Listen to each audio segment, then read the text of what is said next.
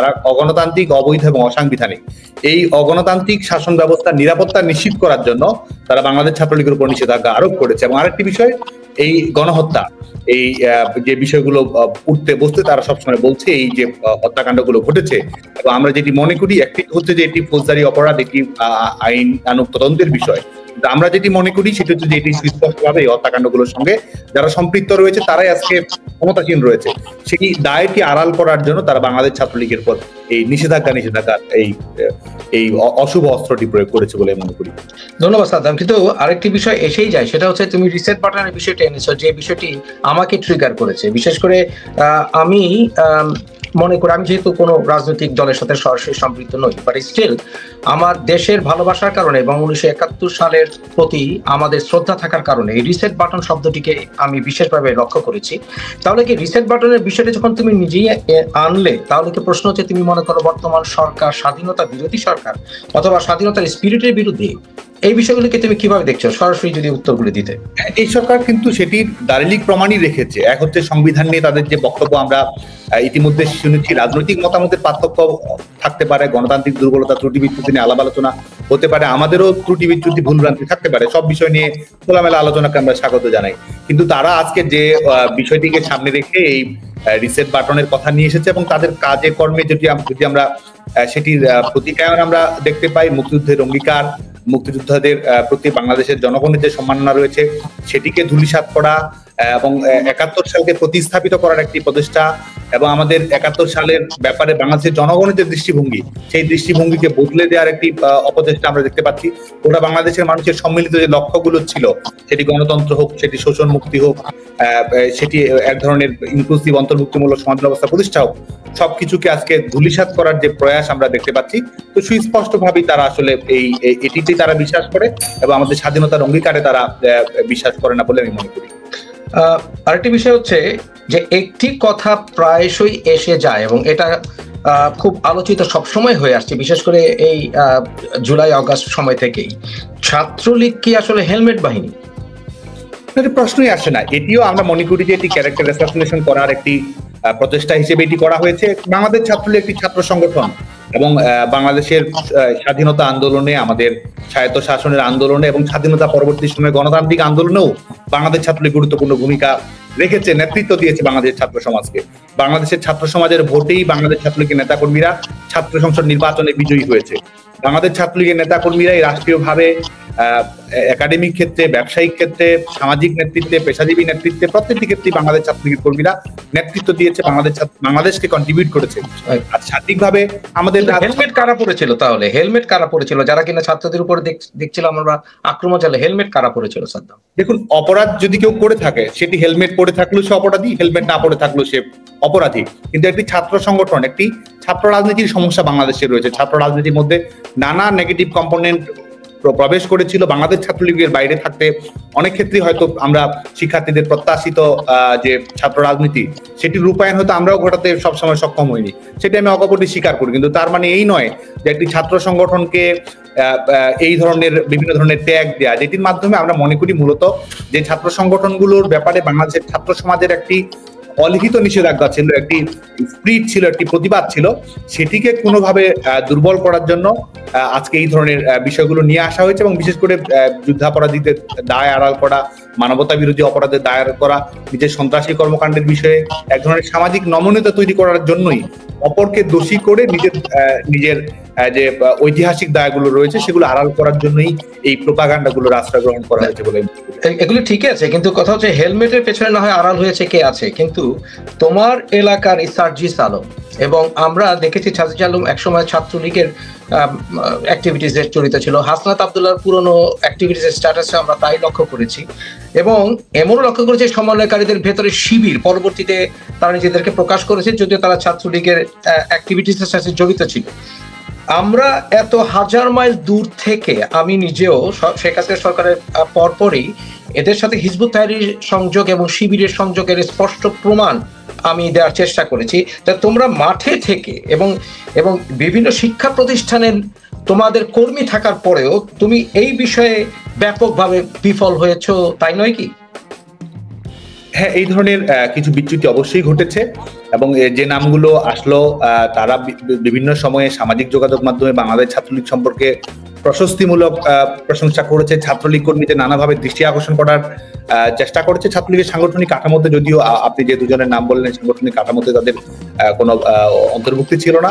আজকেও আমরা দেখেছি চট্টগ্রাম বিশ্ববিদ্যালয়ে ছাত্র শিবিরের যখন পূর্ণাঙ্গ কমিটি ঘোষিত হয়েছে, সেখানেও আমরা সমন্বয়কদের একটি অংশকে আমরা দেখেছি যে বিভিন্ন জন যারা সমন্বয়ক পদে ছিল তারা ছাত্র শিবিরের পূর্ণাঙ্গ কমিটিতে রয়েছে। স্বাভাবিকভাবে আমরা দেখেছি যে একটি ছাত্র আন্দোলন, একটি ইস্যু ভিত্তিক আন্দোলন, সেই আন্দোলনের ব্যাপারে শিক্ষার্থীদের কমিটমেন্ট থাকে, শিক্ষার্থীদের দৃঢ়তা থাকে, শিক্ষার্থীরা সমস্যাটির সমাধান চায়, এটি একটি স্বাভাবিক বিষয়। এবং আমরা দেখেছি যে এই ইস্যুটিকে কিভাবে ব্যবহার করা হয়েছে এবং এই ইস্যুকে কেন্দ্র করে তারা যদি সত্যিকার অর্থেই ইস্যু ভিত্তিক আন্দোলনে থাকতো, ছাত্রদের প্রকৃত যে লক্ষ্য ছিল কোটা সংস্কার, সেই ব্যাপারে যদি তারা কমিটেড থাকতো এবং ছাত্রদেরকে ভিন্ন খাতে প্রবাহিত করার যদি তাদের ব্যাপারে ভিন্ন খাতে প্রবাহিত না করার জন্য তাদের কোনো লক্ষ্য থাকতো, তাহলে কিন্তু এই পরিচয়টি আড়াল করার কোনো প্রয়োজন তাদের। আমরা অনেকবার শুনেছি, আন্দোলন চলাকালীন সময় অনেকবার শুনেছি যে এখানে শিবির জড়িত, সরকার পতনের আন্দোলন জড়িত, ইত্যাদি বিষয়গুলো জড়িত। কিন্তু গতকাল আমরা মাসুদের যে সমন্বয়কারী মাসুদ, ওর কথা থেকে সে স্বীকারই করেছে, মূলত যেটা আমরা সাসপেক্ট করছিলাম যে স্বীকারই করেছে মূল টার্গেট ছিল সরকারের পতন। কিন্তু একজনকে তোমরা ধরতে পারোনি। অ্যামেজিং একটা বিষয়। দেখুন, আমাদের একটা নাম আমরা জানতে পারিনি, একটা নামও আমরা জানতে পারিনি যে এরা সরাসরি কি কাজ করছে। সারা বলেছে যে সারা শিক্ষা প্রতিষ্ঠানে তারা বহু বছর ধরে এই পরিকল্পনা করে আসছিল, যেটা গন্ধ আমরা পাচ্ছিলাম। কিন্তু এই দায়িত্ব কে নেবে? প্রথম কথা হচ্ছে যে আমরা কিন্তু এই কোটা ইস্যুর আন্দোলনে বাংলাদেশ ছাত্রলীগও আমাদের জায়গা থেকে আমরা দায়িত্বশীল ভূমিকা পালন করার চেষ্টা করেছি। শিক্ষার্থীরা জানে আজকে বাংলাদেশ ছাত্রলীগ সম্পর্কে যতই এক ধরনের নিষেধাজ্ঞা দেওয়া হোক, বাংলাদেশ ছাত্রলীগ সম্পর্কে যতই প্রোপাগান্ডা পরিচালনা করা হোক, শিক্ষার্থীরা কিন্তু জানে যে কোটা সংস্কারের ব্যাপারে বাংলাদেশ ছাত্রলীগের আন্তরিকতা। বাংলাদেশ ছাত্রলীগ কোটা সংস্কার করার জন্য সংশ্লিষ্ট সকল পক্ষের সঙ্গে কথা বলা, আইনগতভাবে বিষয়টি মোকাবেলা করা, সরকারের কাছে বিষয়টি তুলে ধরা এবং এটির সমাধান নিয়ে আসা। বাংলাদেশ ছাত্রলীগ এটির মধ্যেই সীমাবদ্ধ ছিল। কিন্তু আমরা যেটি দেখতে পেয়েছি এবং আজকে যে যারা স্বীকারোক্তি দিচ্ছে, আজকে তারা বলছে সশস্ত্র বিপ্লবের জন্য প্রস্তুত ছিল, তারা বলছে তারা এই পুলিশ হত্যা করা, শিক্ষার্থীদের হত্যা করা, এই ধরনের সেন্সিটিভ কিলিং গুলো না হলে তারা এই ধরনের পরিস্থিতি তৈরি করতে পারতো না, এগুলো তারা বলছে। আর আমরা বাংলাদেশ ছাত্রলীগের, কিংবা শুধু বাংলাদেশ ছাত্রলীগ নয়, আমরা যদি বাংলাদেশের ছাত্র রাজনীতি সম্পর্কে যদি আমরা একেবারে বিশদভাবে খেয়াল রাখি, তাহলে দেখবো যে এই যে ইন্ট্রেন্স ইন ডিসগাইজ, এক ধরনের অনুপ্রবেশের মাধ্যমে ছদ্মবেশ, এক ধরনের ভিন্ন রূপ ধারণ করে অনুপ্রবেশ ঘটানো, এটি বাংলাদেশ ছাত্রলীগও এটির শিকার হয়েছে। অন্যান্য প্রগতিশীল ছাত্র সংগঠনগুলোর অভ্যন্তরেও কিন্তু এই ধরনের মৌলবাদী সংগঠনগুলোর অনুপ্রবেশ ঘটেছে। শুধু তাই নয়, সামাজিক সাংস্কৃতিক সংগঠনগুলো, বিভিন্ন সমিতিগুলো, এগুলোতেও কিন্তু এদের অনুপ্রবেশকে আমরা দেখেছি। এবং আশ্চর্য বিষয় হচ্ছে যে আমরা কয়েক বছর আগে আমরা দেখেছি, বিশেষ করে 2022-এ প্রগতিশীল ছাত্র বিষয়গুলো যখন এসলো, তাদের অনেকেই যেমন মৈত্রী সহ তারা ছাত্র লীগকে নিষিদ্ধ করার কথা দাবি তুলেছিল। তবে আরেকটি বিষয় হচ্ছে যে তারা নিজেরাই এখন নানানভাবে সাইডলাইন হচ্ছে সমন্বয়কারীদেরকে।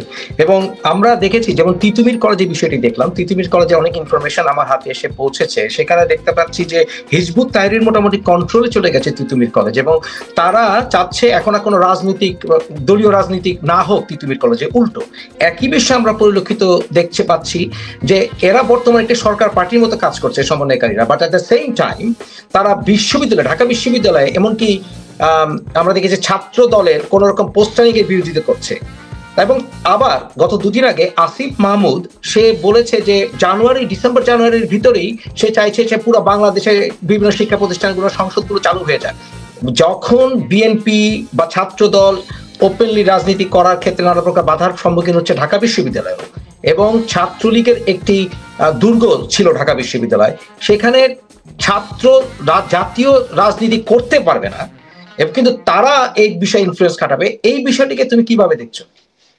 এই যে তারা এই কৌশলটি গ্রহণ করেছে, এই কৌশল কিন্তু আমরা এর আগেও দেখেছি। বাংলাদেশ প্রকৌশল বিশ্ববিদ্যালয়ে যখন একটি দুর্ভাগ্যজনক ঘটনা ঘটে, সেটিকে ব্যবহার করা, নিষিদ্ধ রাজনীতির প্রবাহটিকে তারা নিরাপদ রাখার জন্য এই যে মূলধারা রাজনীতি হোক, প্রগতিশীল ছাত্র রাজনীতি হোক, এটির এক ধরনের বিস্তৃতি তারা বন্ধ রাখতে চেয়েছে।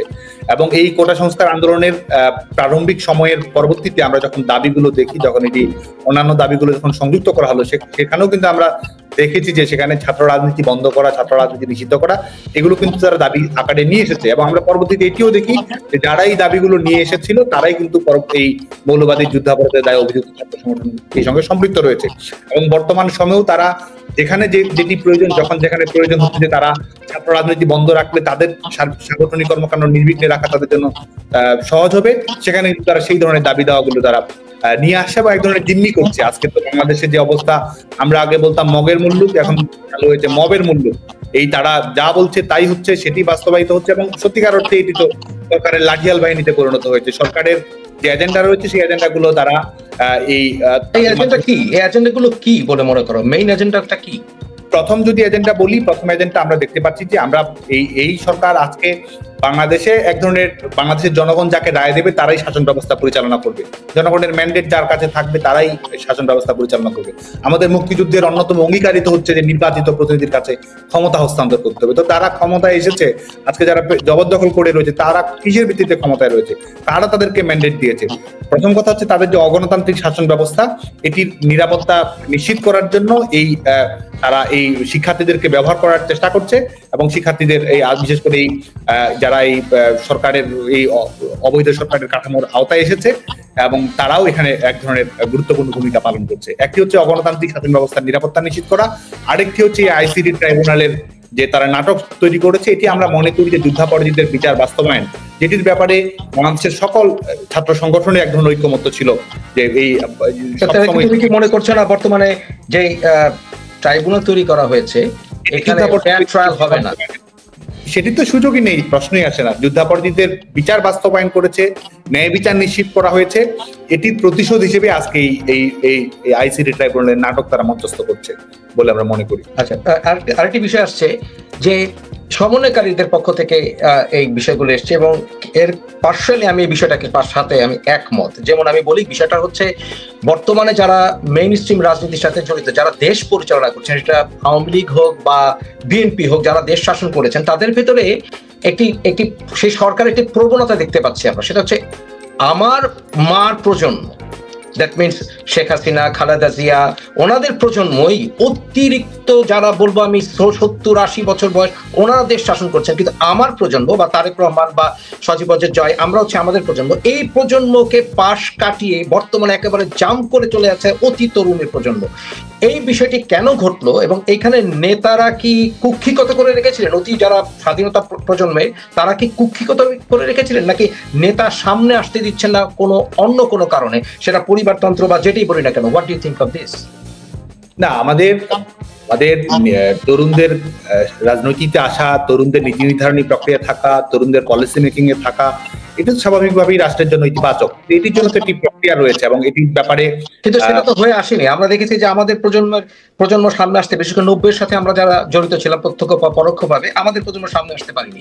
এবং আমাদের প্রজন্মের একটা বন্ধুত্ব ছিল, যেমন আমরা 90-এর অভ্যুত্থানের সময় আমার খুব ঘনিষ্ঠ বন্ধু ছিল বাহাদুর ব্যাপারী, এবং আমার আরেক ঘনিষ্ঠ বন্ধু ছিল, সে ছাত্র দলে, সে ছিল আমাদের নাদিম, আলী আক্কাস নাদিম। কিন্তু আমরা দেখছি বর্তমান প্রজন্ম, তোমাদের প্রজন্মে সে বন্ধুত্বের একটা ঘাটতি দেখা দিচ্ছে। But at the same time আমাদের প্রজন্মকে পাশ কাটিয়ে হয় অতি বয়স্ক নাহলে অতি তরুণ, এই ব্যাপারটাকে কেন ঘটলো? এরকম শূন্যতার জন্য কি আসলে যার যে সরকারের পতন হয়েছে অথবা যে সরকার আসতে চাইছে তাদের ভিতরে কোনো সমস্যা আছে কি সাদ্দাম? একটি হচ্ছে যে তরুণদের রাজনীতিতে অংশগ্রহণের যতটুকু মাত্রায় হওয়া উচিত ছিল সে জায়গায় তো কিছু ব্যত্যয় রয়েছেই, সেটা আমি স্বীকার করি। কেন সেটা? আর দ্বিতীয় বিষয়, সেটি আমি আসছি। আর দ্বিতীয় যে বিষয়টি বলি, আমি মনে করি যে গণতন্ত্র যদি পুনঃপ্রতিষ্ঠিত হয়, গণতান্ত্রিক ভাবে বাংলাদেশের যাত্রা যদি তৈরি হয়, বাংলাদেশের জনগণ যদি তাদের পছন্দ মতো শাসন ব্যবস্থা বেছে নিতে পারে, তাহলে আজকে যে শূন্যতা আপনি তৈরি হয়েছে, এই শূন্যতা স্বাভাবিকভাবে কেটে যাবে বলে আমি মনে করি। আর কারণ মধ্যবর্তী সময়ে যারা আজকে এই ক্ষমতা কুক্ষিগত করে রেখেছে, বঙ্গবন্ধুকে হত্যা করার পরে বঙ্গবন্ধুর খুনিরাও তো বাংলাদেশের বঙ্গভবন পরিচালনা করেছে অস্ত্রের মুখে, বুলেটের মুখে, ব্যানেটের মুখে। তো তারা যদি, এবং বর্তমান সময়ে 24 সালের 5 আগস্ট পরবর্তী সময়ে কেউ যদি বাংলাদেশের রাজনৈতিক ইতিহাসকে যদি কেউ 3 মাসের মধ্যে ফ্রেমবন্দি করে রাখে, তারাও বোকার স্বর্গে বসবাস করবে বলে মনে করি।